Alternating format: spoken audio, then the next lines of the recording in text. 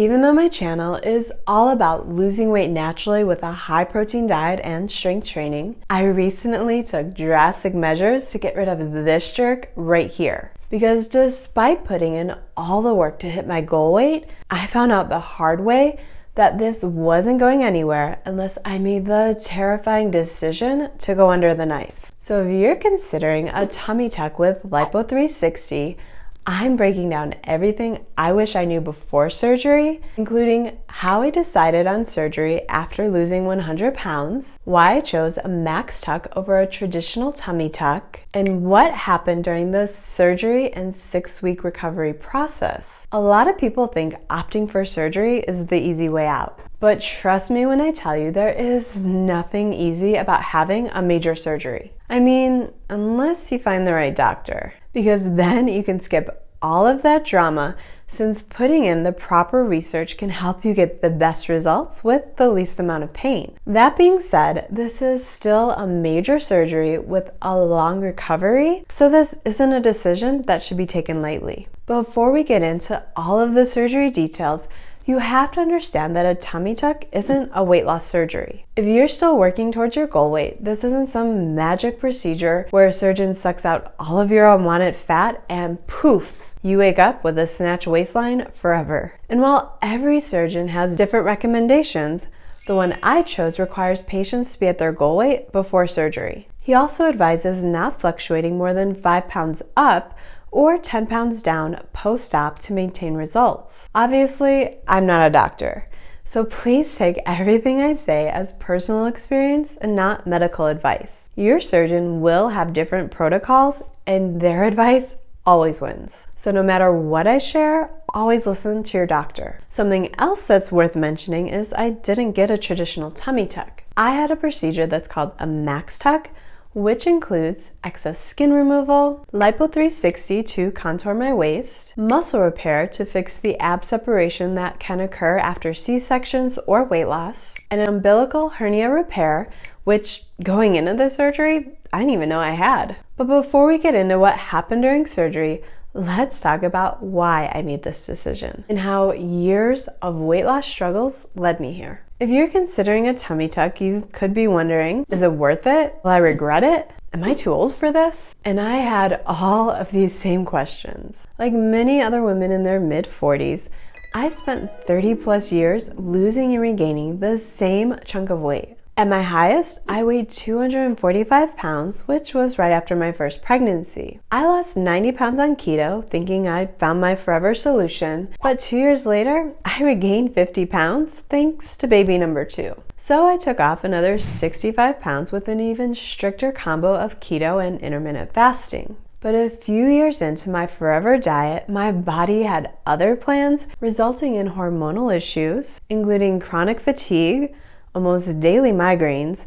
and 50-pound weight regain that left me beyond frustrated. This time, for the first time ever, I ditched quick fixes and instead took a slow, sustainable approach to get rid of the 50 pounds that I regained for good. But that's when I ran into another problem entirely. After 2 years of dieting, training, and hitting my goal weight, I still had stubborn areas that wouldn't budge. No matter how much I cut calories or trained in the gym, my belly still stuck out in anything that was form-fitting, which led me to assume that I needed to lose another 5 to 10 pounds until a med spa consultation changed everything. Because what I thought was fat was actually loose skin. And even more shocking was not only was weight loss no longer the answer, but I was told that losing more weight would actually make things worse. After 30 years of nonstop diets, hearing someone else tell me to stop losing weight felt surreal. So while I was relieved that I didn't need to eat in a calorie deficit forever, I was also devastated knowing that no amount of diet or exercise would fix my mom pooch. That's when I started researching tummy tucks.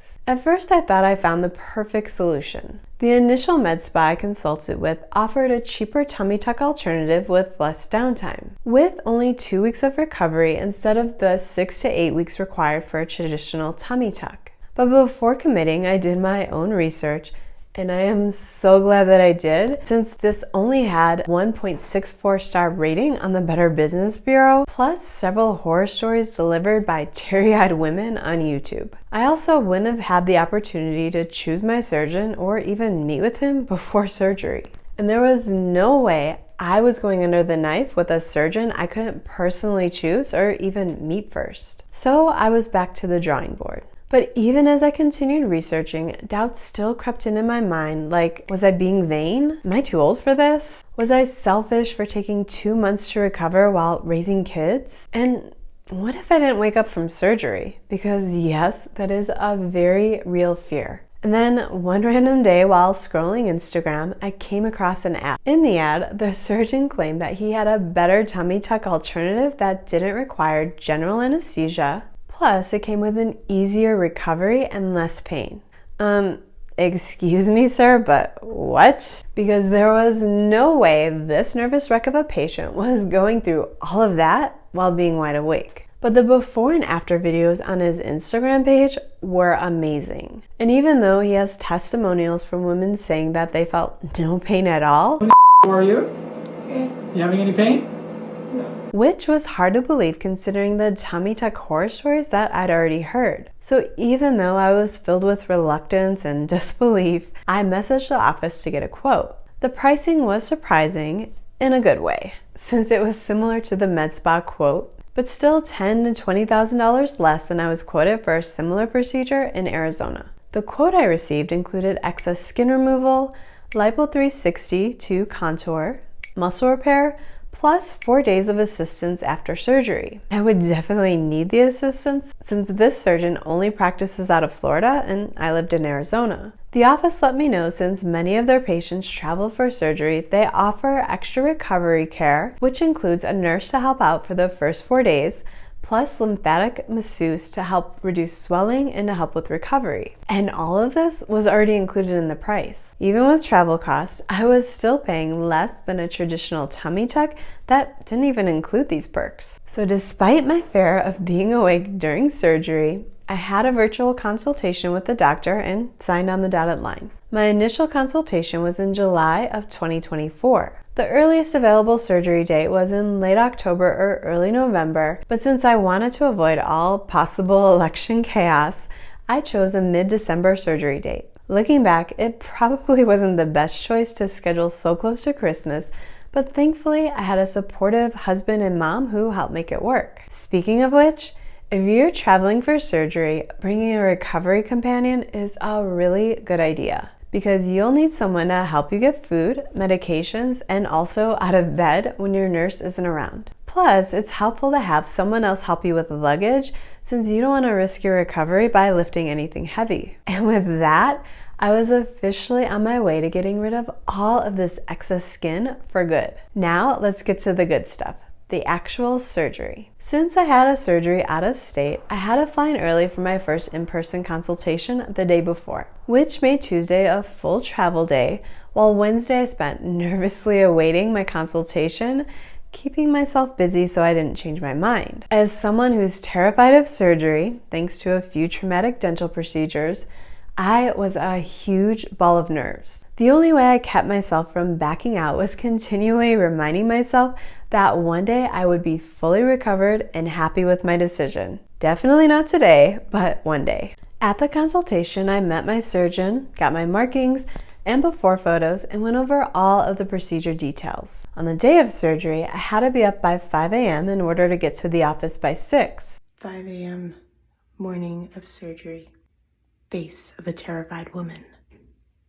Even though it was hard to sleep that night, I figured I'd get some pretty good rest during the surgery. Having such an early surgery turned out to be a good thing, since that meant less time to freak out about what was about to happen. Upon waking, I had to take 2 separate pills meant to calm me down. Yeah, good luck with that, you silly pills. Once I arrived at the office, I changed into the ever glamorous surgery gown before the nurse checked my vitals and confirmed that I fasted overnight. Then the surgeon double-checked my fasting status before leading me to the very cold, very bright surgery room. where I had an immediate flashback to the 2 C-sections that left me with all of this loose skin in the first place. One big difference between a max tuck and a traditional tummy tuck is that you don't go under general anesthesia, which means you can choose how awake you want to be. Me? I wanted no part of this surgery. So once I laid on the table, the anesthesiologist inserted an IV into my hand, which sucked. He spoke to me for maybe about 60 seconds, and then I was out. I remember nothing from the next 4 to 5 hours of my surgery, so if you were hoping for all of the gory details, I'm sorry, but there is no way that I'd ever want to be awake for all of that. Even though I thought I was asleep the entire time, my doctor did show me some video clips where I was talking mid-surgery. I just have zero memory of it. And I didn't notice anything until I woke up, until you woke me up. Awesome. Did I show you the videos of you talking to me though? Yeah. Okay, good. Yeah, so we did talk, you just don't remember much probably. Yeah. As terrified as I was to not undergo general anesthesia during surgery, here's where using local IV sedation is beneficial. This option can help with better muscle repair since my surgeon got real-time feedback from my body, which means he didn't over-tighten my ab muscles, which means this procedure also comes with easier recovery. That's partly due to the fact that many women with traditional tummy tucks aren't able to stand up straight for weeks due to over-tightened muscles, which can lead to severe back pain. This also leads to stronger results since a lot of muscle repairs fail post-surgery from this very issue.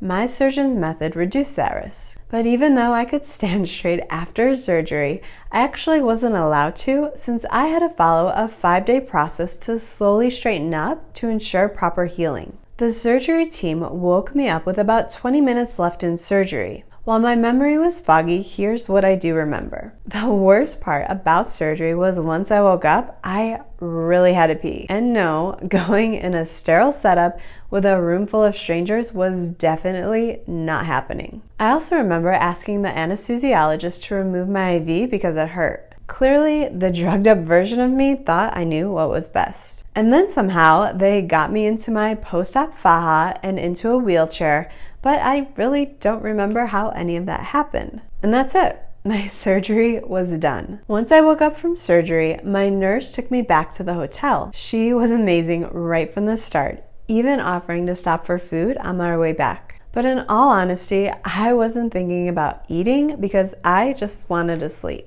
At the hotel, she set up my sleeping position with wedges for proper incline, something that I have to stick with for the next 4 weeks. As a ride or die side sleeper, this was something I had to mentally prepare myself for ahead of time. My nurse also helped me get in and out of bed and to change clothes, since my pajamas and bedding were soaked every time I moved that first day, most likely from the lipo drainage. Thankfully, they gave me some pads to sleep on those first few days, so it never soaked through to the sheets. On day 1, my pain level was surprisingly low, but getting in and out of bed was definitely a struggle. Since I was on pain meds, I didn't do too much on the day of surgery besides sleep. I slept late on day 2 with my nurse and lymphatic masseuse both arriving around 10 a.m. And I am so happy that I had the extra help since they were there to help me get in and out of bed, as well as get in and out of the lipo pads and faja, which isn't easy, especially when you're still weak from surgery. Plus, you have to navigate around surgical drains those first few weeks, which isn't easy.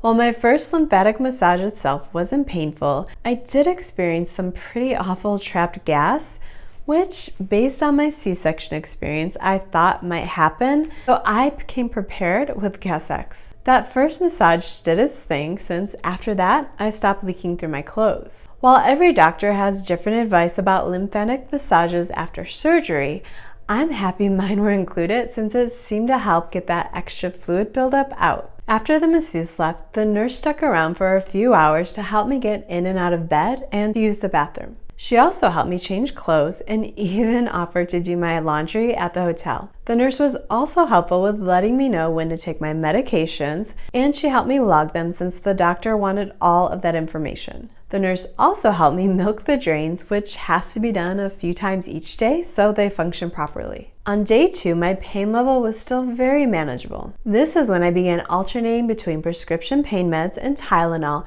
since I was terrified from the constipation that comes with overdoing prescription meds. If you've ever had a C-section, then you know exactly what I'm talking about. Night 2 going into day 3 was the worst night of my recovery, since this is when the nerve block from surgery began wearing off. While the pain wasn't overwhelming by any means, this was the first time that I felt like I just had major surgery. I didn't sleep well that night, so I took another pain pill around 2, which helped, but day 3 was more difficult than the first 2 days, including day 3 massage, which was more painful after the nerve block wore off, so I definitely recommend saving a pain pill for right before your massage. Movement was also harder on day 2, but nothing crazy. I would compare my day 3 recovery to the recovery from my C-sections, which isn't a lot of fun, but it's actually more inconvenient than painful. The big difference is this time I got to take care of myself without the added newborn and toddler, which made things easier. On day 3, I took my first post-surgery shower with my nurse's help. I was a little nervous going in, thinking that the incision site or the drain sites would start to sting, but I was fine. If you are traveling for surgery, be sure to book a handicap accessible hotel room, since the lower bed and the shower setup made everything so much easier, especially since I felt too weak from surgery to stand during those first few showers. My nurse did most of the work, so if you're modest about others seeing you undressed, just know that you will need plenty of help those first few days, and they've seen it all before. After the shower was over, the nurse helped me get back into my lipo pads and faja,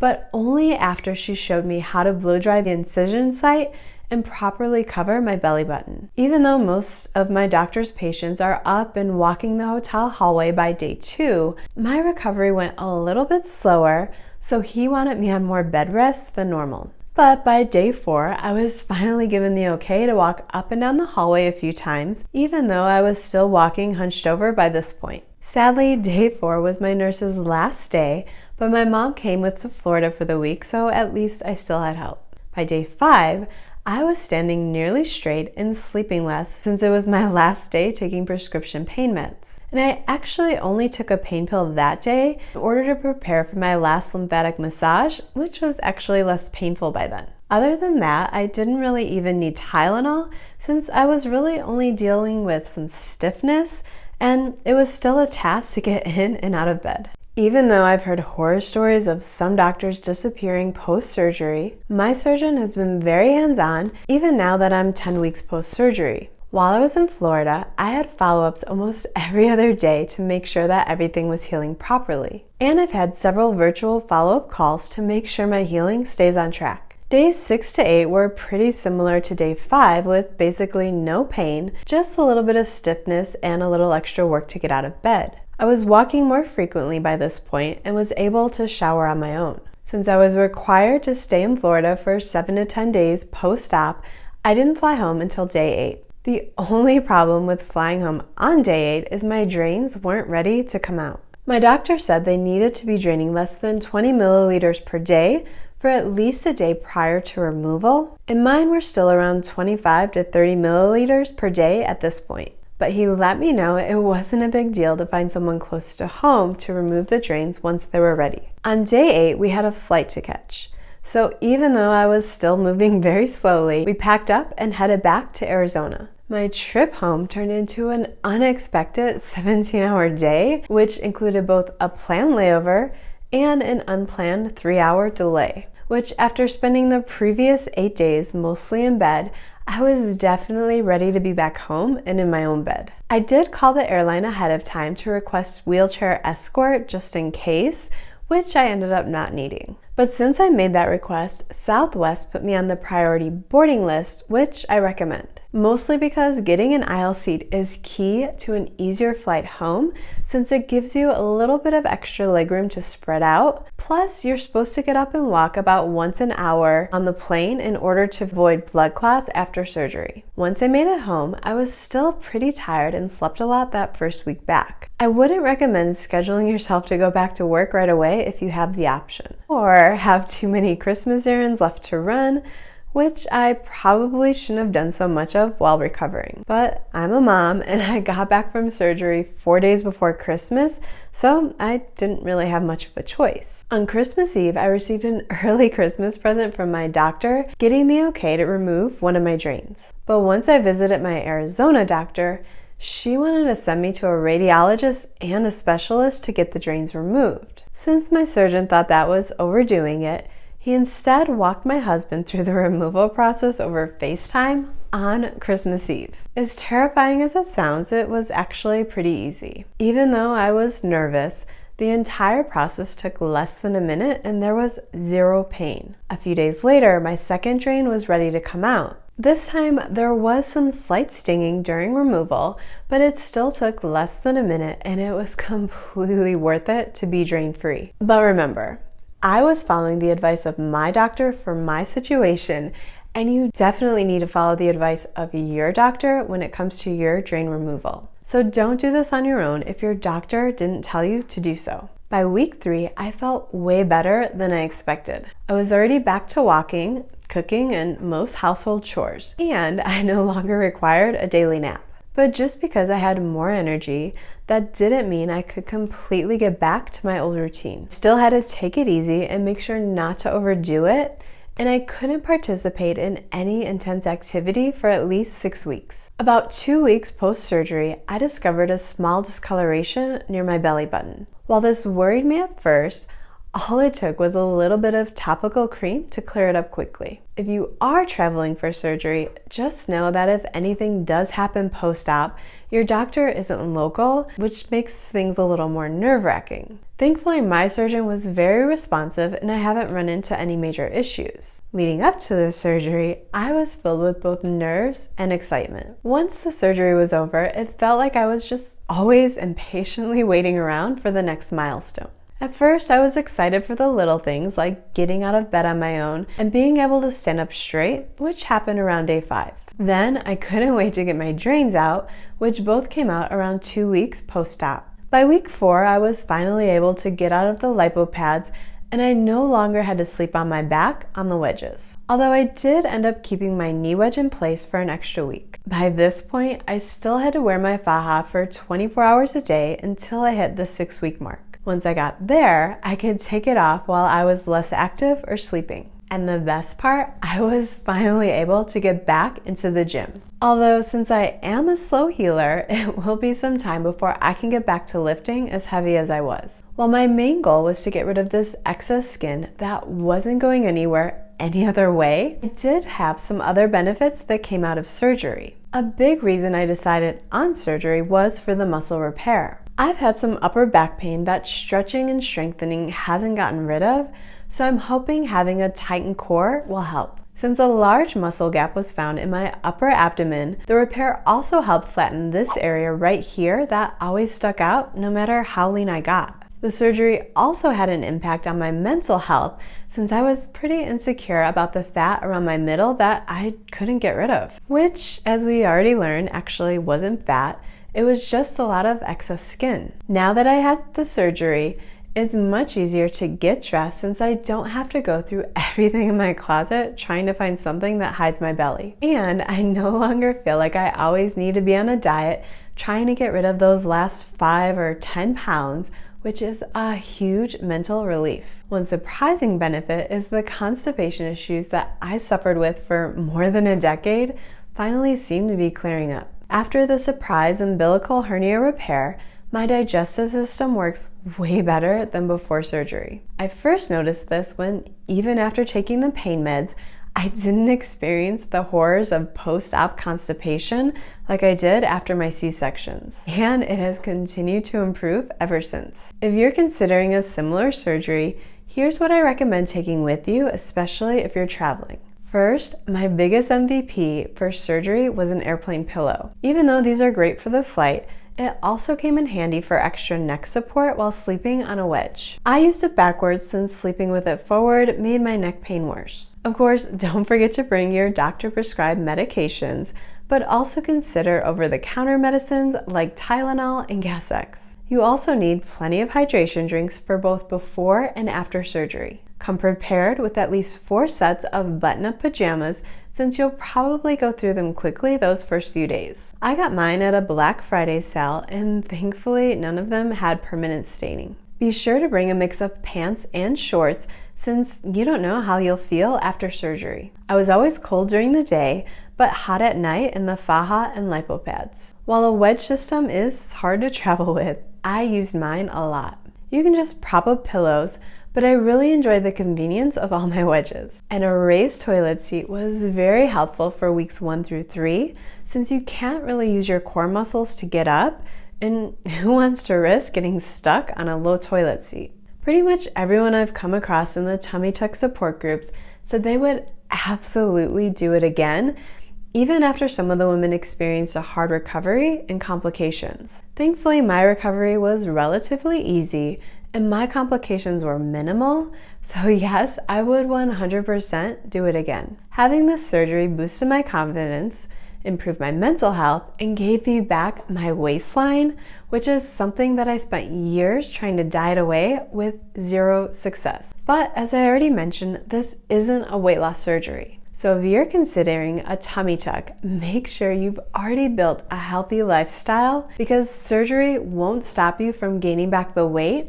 if you don't have a solid routine in place. If you want to learn the exact routine I used to lose 50 pounds in my 40s and how I maintain a healthy weight, watch this video next. It's the same system that keeps me from ever having to diet again with no fear of regaining everything I've lost.